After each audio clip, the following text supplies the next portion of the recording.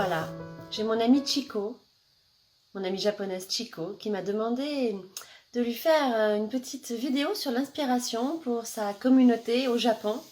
Elle tient un blog qui s'appelle Spring Step, que j'adore.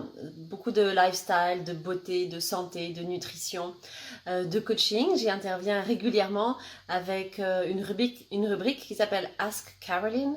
Et cette fois-ci, Chico m'a demandé de parler de l'inspiration.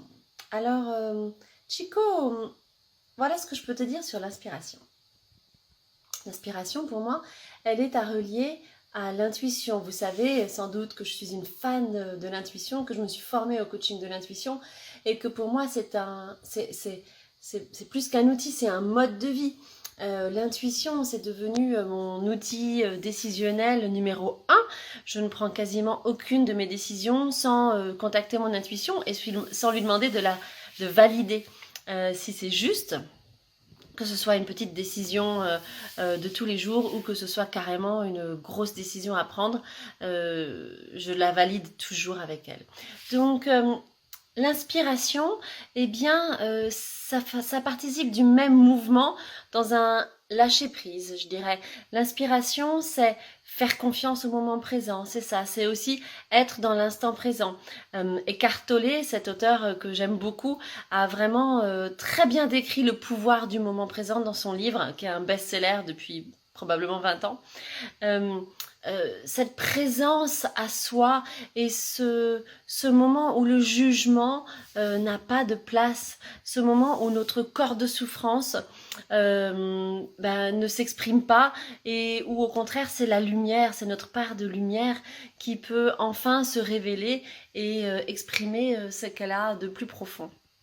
Donc l'inspiration, oui, ça va être de l'intuition, de la présence à soi. Et puis, ça va être relié à quelque chose qui est plus grand que nous. Se relier, moi j'appelle ça à l'univers, au cosmos, mais se relier à quelque chose qui ne dépend pas que de nous. C'est faire confiance à ce lien-là, à cette espèce de corde invisible qui nous relie à l'univers, qui nous relie à cette espèce de banque de données universelle, infinie et infinie dans l'espace et dans le temps, qui a enregistré à peu près tout ce qui s'est passé jusqu'à présent dans notre monde, dans notre univers, et qui va nous permettre d'aller puiser dans cette connaissance, dans cette somme d'expériences et de nous transcender. L'inspiration, c'est quelque chose qui transcende.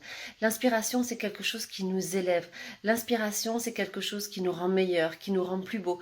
L'inspiration, c'est une fulgurance. L'inspiration n'est pas que le lot des artistes. Ça, c'est très, très, très, très, très important. On peut être inspiré au quotidien pour créer un jeu avec ses enfants, pour inventer sa tenue, pour une recette de cuisine. Et ça, c'est important de laisser vivre cette partie-là de nous chaque jour. J'ai presque envie de dire que ça se muscle, hein, comme la mémoire, comme l'intuition.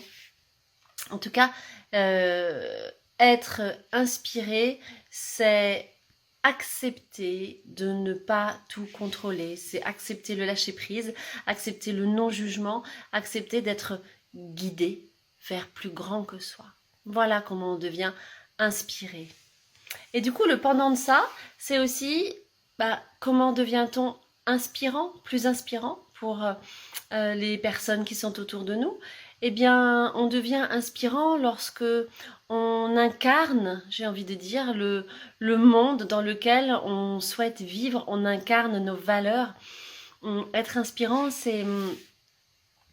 oui, c'est vraiment Gandhi, j'en parle souvent de cette phrase de Gandhi qui est pour moi une loi universelle. Sois le changement que tu souhaites voir dans le monde. Donc incarne le changement déjà au niveau individuel de ce que tu souhaites vivre dans le monde.